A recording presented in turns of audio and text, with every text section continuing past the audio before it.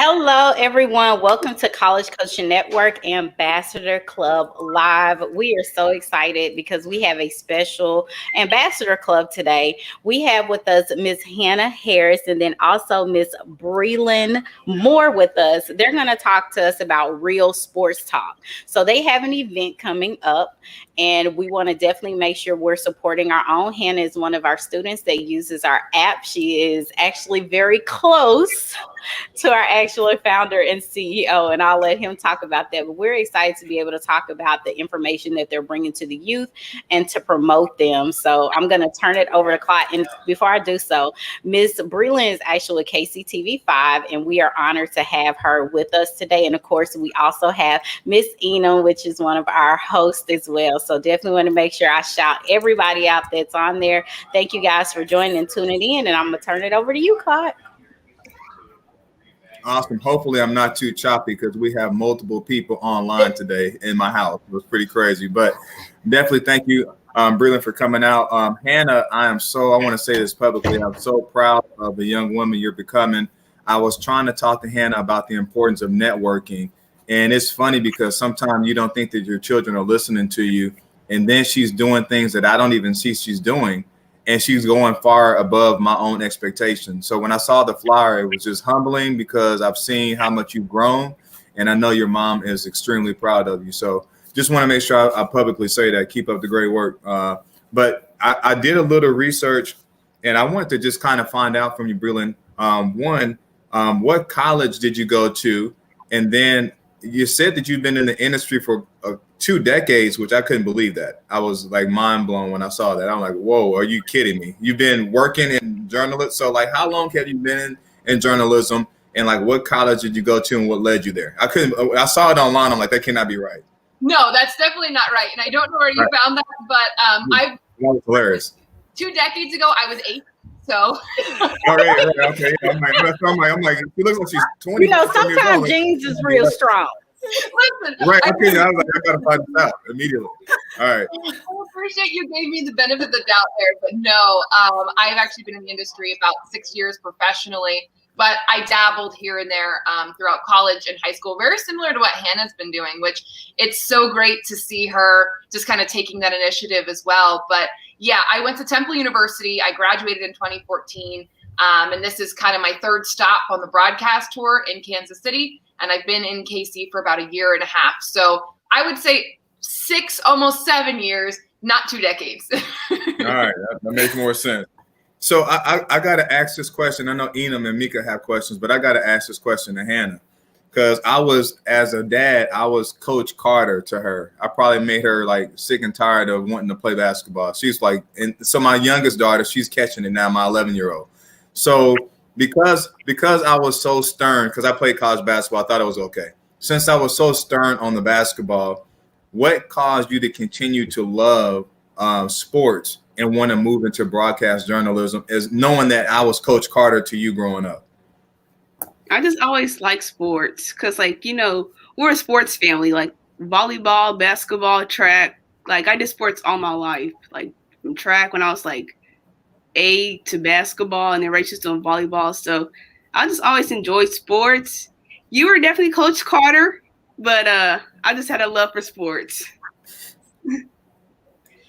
Express it. Where did your interest in going into journalism? And of course, sports journalism, having that background of being a sports family, which I, got to see some of the Coach Carterness.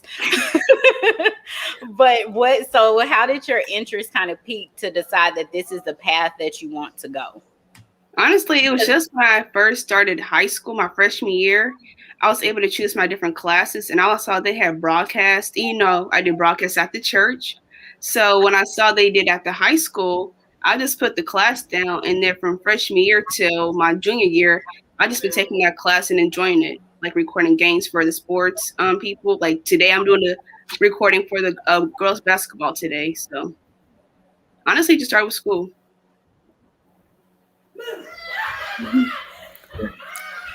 And she is becoming well sought out. The head coach of the basketball team called our house this morning about 8 o'clock, and he wants to speak to Hannah about broadcasting. I said, well, hold on for a second. So she's got a following already.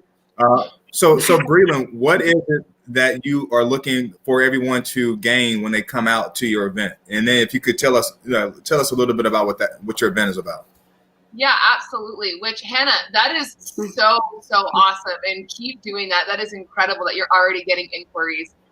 You are absolutely on the right path. But for kids who don't know really where to start, or adults, some people try to get into this business late in life and don't really have anyone to have this conversation. So what we're trying to do is bridge that gap. Hannah has already taken that initiative of getting involved and networking with Kansas City Association of Black Journalists, and really starting to build those blocks. But for someone who doesn't have that, that's what we want to provide. We want to provide an inside glimpse into what a day in the life of a sports reporter here in Kansas City is like. And so Kansas City Association of Black Journalists has assembled 4 different people from all mediums.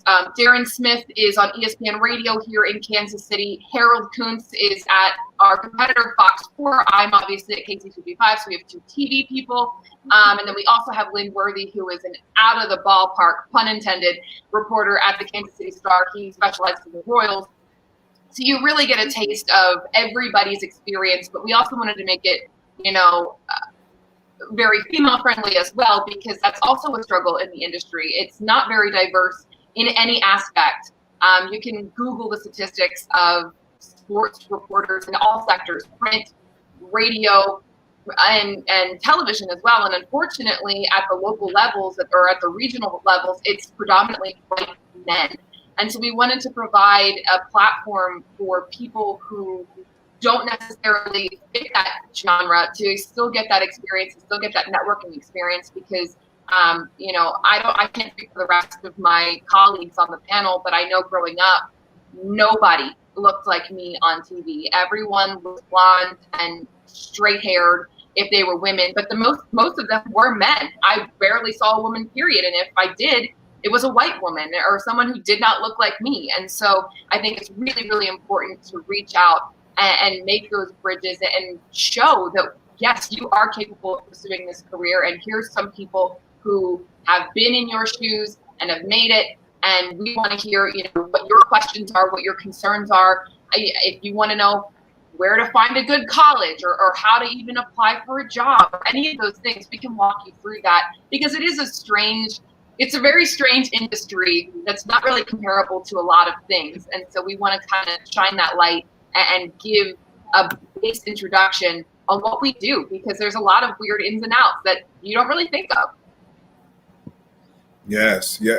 So this is probably a unique question that is coming from a dad perspective, but it's still dealing with the industry. So again, like my daughter Hannah saying, I love sports. So I'm watching, ESPN and, the NBA network. We got all that stuff here at the house, right? And so you see these different women that either they play sports on a, NBA or WNBA level, what have you, and then they go on TV. And some of them, I feel like they've compromised their ability to do their job, but also they're trying to appeal to what the demand is behind closed doors as far as their attire that they wear. What advice would you give to a young woman that is good at what they do to escape being put in a box of a certain way you have to dress and handle yourself as a woman? Yeah, I think no matter what, there is an expectation, of course, in every professional setting, right? There is an expectation of dressing professionally, things like that. But I'll give you a straight example of when I first started in the industry. I made it a point. I don't have it out today, but I made it a point to wear my hair naturally curly every single time. And it was intentional, because no one looked like me on TV. And I wanted to, in my own slight way, break that barrier of, okay, I'm not seeing anyone wearing their hair naturally curly on TV. I'm going to do that. And slowly but surely, I've heard from other people that, oh, yeah, I've worn my hair naturally curly too, because I saw you do it and it looks really nice and you've gotten really great feedback. So I'm going to do that too. And of course, you put up with some negative viewer comments, but that's typical. You get viewer comments about everything. But I think I was very clear with my management from the jump that that's what I wanted to do. And thankfully, I've had supportive management my entire career, especially one, Casey Clark. He actually hired me twice, once in Rochester, New York, and again here. He is now in Charlotte, North Carolina. But, when I talked to him about it, I said, I want to wear my hair on air. And he said, that's fine. That's the way it came out of your head. But go ahead. So having those conversations with your management of, I want to be authentically me while still being professional and still learning and putting a good product on air, I think is key, because then it forces them to have that conversation of, okay, this is not what I want to do. I don't want to straighten my hair. I don't want to become something that I'm not. And I think just communication with your management. And if you find that you're in a position where they're not willing to budge and you don't feel comfortable with that, then it's time to seek other employment, and that's just the unfortunate part of any business, I think. Yeah, that is good. Yeah, being authentically you is good. Yeah. Yes, so I actually have a question out there, and Miss Patricia Lucky, she's actually someone that's very close to College Coaching Network. She's a former WNBA player, so shout out to Patricia for tuning in. She actually has a question. She asks, does your network mentor young athletes on how to articulate themselves while being interviewed? Because it seems as though the only ones who articulate themselves well on TV are the ones that are in the actual industry, and you can see that in the interviews. So does your network mentor any young athletes that are on how to present themselves on air? I mean, occasionally we're kind of local news, so that seems to be a little bit more higher up than me. That being said, a lot of colleges provide media training. And I've noticed that a lot of high schools are starting to do it as well, which is crazy to me, because when I was in high school, I certainly didn't have any sort of media training whatsoever. But a lot of our big colleges do that. And of course, the professional teams, the Chiefs, the Royals, they all have media people that kind of walk players through how to conduct themselves in interviews and whatnot. But yeah, I mean, we definitely take on people who are interested in the broadcast industry and kind of help mentor them. And there's a couple of people that I continuously watch their reels, which is essentially just a highlight reel of the best stories that they've done. And I'll critique and I'll tell them how to be better or what I really like to see. And I have someone that does that for me. I have a couple of mentors that, turn around and do that same favor for me as well. So I think finding a mentor is really, really key, especially if you want to get into the broadcast industry, whether you're an athlete that is looking to go do this in college, or just an athlete who might want to do this after their professional career. Finding that person to connect to practice and to give tips, I think, is really crucial. I have a follow-up question along that line, Brianna. Do you have to be an athlete to be a sports journalist? No. I played field hockey when I was in high school. I know a lot of people are athletes, because typically when you are an athlete, when you're interested in sports, you naturally gravitate toward being an athlete. But no, you don't have to be an athlete. That's not a precursor. In fact, the majority of your Kansas City sports media, they're not pro athletes. They're, at most they're collegiate athletes. I was a mascot in college, which I went to Temple University. So that's kind of like weird enough. That's a really large deal. And you get like a pretty hefty scholarship for doing it. But really, it opened a lot of doors for me and allowed me to network, because when you're in the suit at every single game and you're traveling with the teams everywhere, you're also coming in contact to all of the people who want to interview your star players, or, a lot of times you're in commercials. I filmed an ESPN commercial with Stuart Scott and at ESPN, so you get so many different opportunities. Yeah. So I think being a collegiate athlete, especially at a Division I school, you get access to people, but it's not required. This is really an industry about connections, and you really have to network really well, which kudos to Hannah. She is already in, one of the best networks right now in Kansas City. But that's really what it's about, is forming those connections and getting those mentorships and things like that. So that way people remember your name later down the line and, oh yeah, I know her, bring her in for an interview. So it's really just about that. Athlete is a bonus, but not required for sure. So I have to ask, because you mentioned about scholarship opportunities, and one of College Coaching Network missions is to help students accrue as least as possible student loan debt. Wow. So you mentioned about being a mascot and how there's scholarship opportunities out there. How did you get into being a collegiate mascot? What was that like to get involved and to even know that that's a thing, to get scholarships for that? So it started in high school. My high school field hockey coach was like, wouldn't it be funny if you would just do that one day? I always liked mascots. I was always into sports. I'm like, yeah, you know what? I'll go do it. No problem. So I signed up to just do it for a game.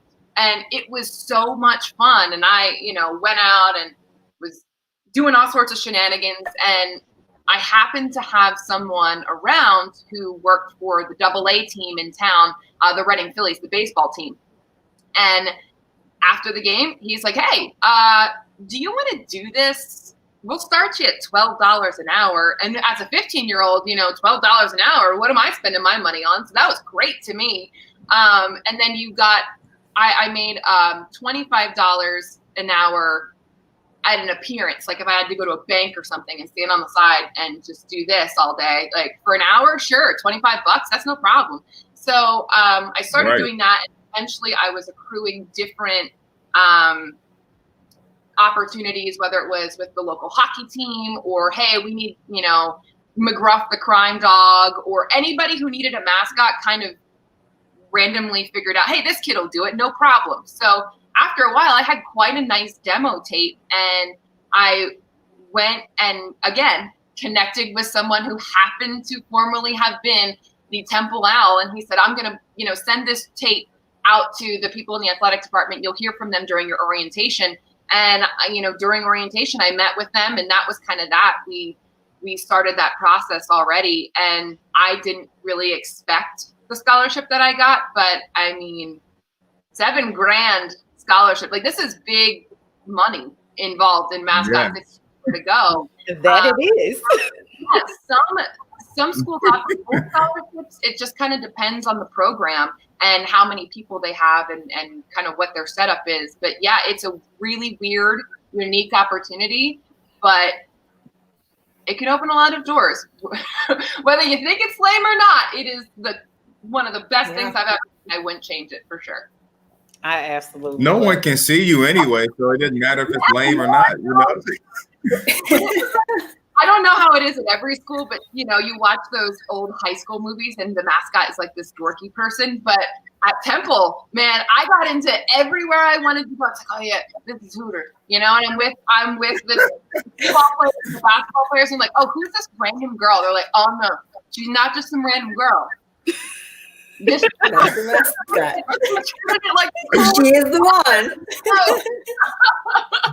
So, I really enjoyed my celebrity status, even outside of the suit, even though no one was supposed to know. We had a very loose-lipped football team, so very quickly people started to know on campus who I was, but that's okay. But yeah, I mean, I thought it was really cool, and like I said, it opened up a ton of doors and a ton of opportunities for me. The funniest mascot, the funniest mascot that I remember was the Wolf. I think it was with the Chiefs. Yeah, the Casey Wolf. And this was last year when we were losing at halftime, and you saw the Wolf put his head, and he just kept bumping his head against. They played that clip like 1,000 times. That is the funniest thing I've ever. That he was. You could tell he was just upset. I wish we would have did the same thing this year. Oh man! Oh yeah. So I got another question for Hannah. So okay. Quick question for Hannah. Breland was talking about how important it is for you to network and how that's helped you get into some circles and open up hopefully opportunities for the future. How were you able to get past your fear of being told no? And what advice would you give to someone else about the importance of networking that's in high school? For the first one, I would say network, well, you basically told me that network is the only way like you're gonna get bigger in what you want to do. So it honestly started with GRAP, and I was able to meet with Granddad, and then talk to Lewis, and then be able to be part of this organization. And since we're in the pandemic, it's kind of hard to do different things. So I was just taking risks because I was being bored at home. So I was just like taking risks and seeing the things I could possibly do. And then for the second one, I'll just say, wait, what's the second question? Like how do you help the other kids that are in high school overcome the fear of, being rejected, or what advice would you give them? Just keep going. Like, people are going to say no all the time to you, whether it be something big or something small. People are going to say no all the time over the littlest things. So yeah, just keep going, and you'll get there. Love it. That's good advice, Hannah. Yes. I have a question for you. I have a question for you too, Hannah. So at what point in your high school career did you decide you wanted to go to journalism? Because as an athlete, you have a lot of opportunities, right? A lot of different things you could do. What were the things that drew you to journalism, and what are the steps that you've kind of taken to grow that? I know networking is one of them. Moderating this event is one of them. What kind of research have you done? Sharing some of the things that how you came to this, first of all, and also sharing kind of some of the things that you're continuing to do to grow your interest in journalism. So my freshman year of actually in middle school, my dad told me about GRAP, which is in Kansas City. And it was one day he had came home from work, and he said, Hannah, get dressed, you're going to GRAP. I didn't know what it was. I thought it was like a business meet for him or something. So I go upstairs, I put on a dress, and I go there, and I'm in a room with teenagers that look like me, but they're in sweats, hoodies, hats, eat McDonald's, and I'm over here in a dress looking professional. So I'll go there, and it's Hot 103 gym. So I see all these people like talk on the radio. And when I see that they're talking, they're like confident about it, I said, oh, this is cool. So I just keep going at it. Then my freshman year, they had broadcast available because in middle school they didn't. So I ended up taking broadcast one, and I believe journalism, like for yearbook stuff. So I was taking 2 broadcasts pretty much up to my junior year, like 2 broadcasting class. So I just kept going. And then eventually I just started liking it. At church, I did that. And I mean, that's pretty much how it all started, with my dad just telling me to get dressed. Typical. It's good to listen to your parents. Yeah. We know what we're talking about sometimes. Yes. So now I would actually like to direct that same question to Breland. How did you know that your path was journalism? Like, what led you to getting into sports journalism? Because like you said, it's not a field that has a lot of individuals that look like us. And so I'm sure something had to happen to kind of guide you that way. So what was that situation like? Honestly, there really wasn't another option for me. I grew up, my grandfather, there's a large age gap between me and my younger cousins. And so my grandfather always wanted a grandson that he could go and take to baseball games and hockey games and football games.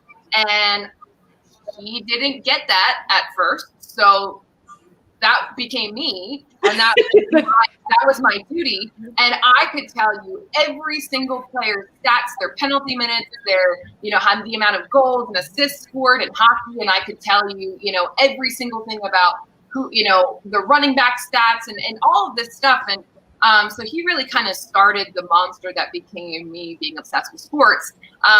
But at one point, I just kind of sat down. I think it was in 7th or 8th grade, kind of just like Hannah said, in middle school.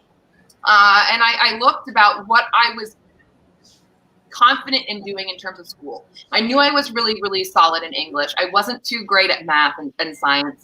Biology, I was fine. The rest of the sciences, chemistry, that's kind of too close to math for me. That just wasn't flying in my brain. But I was really good at communicating and talking to people, and I was really great at English and writing. And I thought about what I was good at and what I loved to do. And it just married in my brain, and that was that. I had no backup plan. It's kind of terrifying when you think about it, because I went to school and I majored in broadcast journalism, never steered off that path. My minor was in art history. So either way, like, I better make that work or I have no fallback here. But it just wasn't an option for me to fail. And I made sure that I had every single opportunity handed to me, or you know, that I took advantage of every single opportunity handed to me, so that way I could make this work.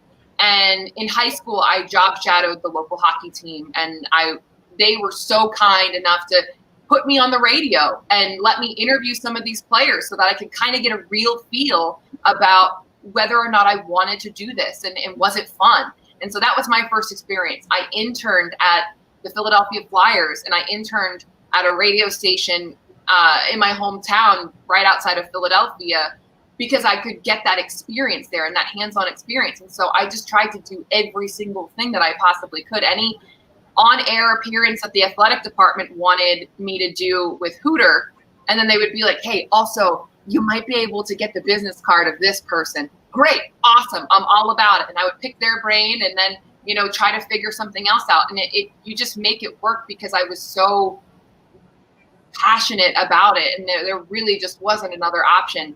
And 3 markets later, you know, it took a little bit. It's not easy. My first job was in basically covering just high school and Patriot League, which is a very low Division I type of league. And now I'm here covering the former Super Bowl champion Kansas City Chiefs. They're still Super Bowl champs to me. Yes, they are. They are. Yeah. Yeah. And we don't want you to give up too much information, because they need to come out and attend your event. So can you go ahead and please promote your event one more time? Let people know what time it is, how they can get involved, and all those things. Absolutely. So it is Real Sports Talk, presented by Kansas City Association of Black Journalists. Hannah is our lovely moderator. You can see that right on your screen there. It is February 22nd, starting at 7:30 p.m. I'm going to be in it. Harold Coots from Fox 4, Lynn Worthy from the Kansas City Star, and Darren Smith from Fox Sports and ESPN Kansas City Radio. We're all going to be on there, and I'm just sharing a little bit of my perspective, but those 3 also have phenomenal stories of how they have gotten in here, how they've dealt with adversity, and, you know, how they were able to break barriers in their respective fields as well. So it's going to be really, really awesome. And we encourage anybody to come out. It is only $5, and that $5 goes towards our KCABJ Scholarship Fund. So that way we can in turn help other people who are passionate about this. We have just recently kind of restarted Kansas City Association of Black Journalists in the past year. And we are so, so excited to really get involved again and help this community. And that's one of our main initiatives, is that scholarship fund. So this is not only going to help you, but it's also going to help somebody else in the future, hopefully. And we are so looking forward to it. And if you need any sort of financial assistance in attending, we've got that as well. Our president, Casey Jones, is working on a few things. Some people have donated fees already. So there is an opportunity for you to attend free of cost. You just have to email us, and that email is on that flyer as well. It's kcabj1981@gmail.com. So that's awesome. I'm excited. I know Hannah is excited, correct?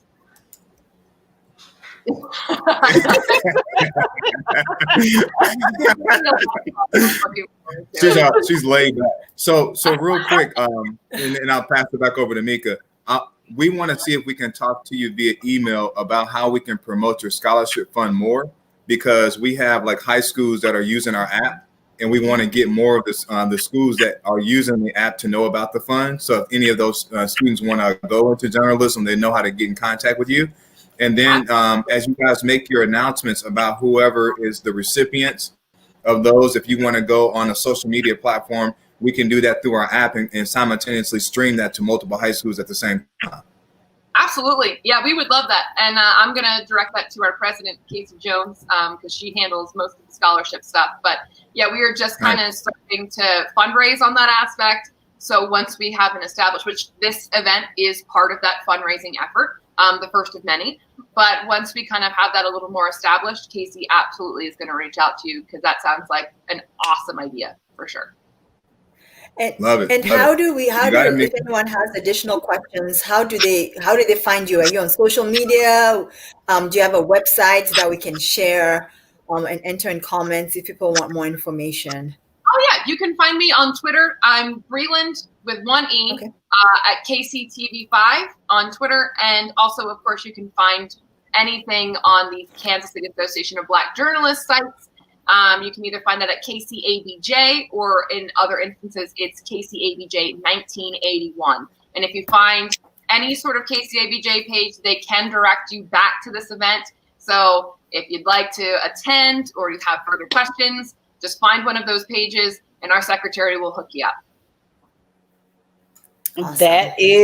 That is absolutely perfect. I just want to thank you, Breland and Hannah, for joining us today on Ambassador Club Live. Again, guys, you can register, and the link is out there in the comments on Eventbrite for the Real Sports Talk. Again, that's February the 22nd at 7:30 p.m. We definitely want to support our own and get more journalists that look like us to tell the importance of what we do. There's so many African American and people of color that are in the sports world. So we want to make sure that we're representing our own. And hearing Ms. Breland's story about being a mascot, I think that's phenomenal. I'm sure that there's a student out there that honestly may feel like, how can I get involved in sports? I'm not the most athletic. So, that may be their story, but your charisma, I'm sure, look, we're going to have to find some of this footage of her from college.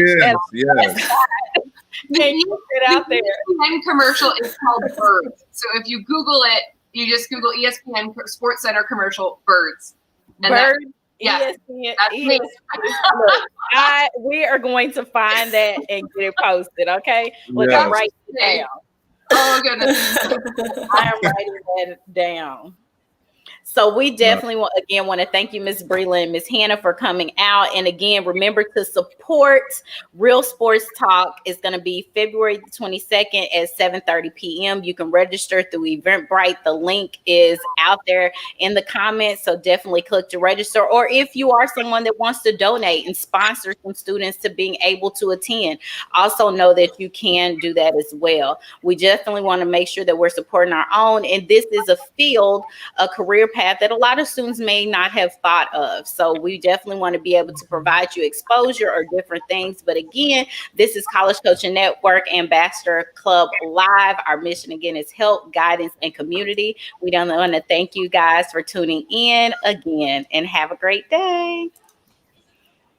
Bye. Thank you, Breland. Of course.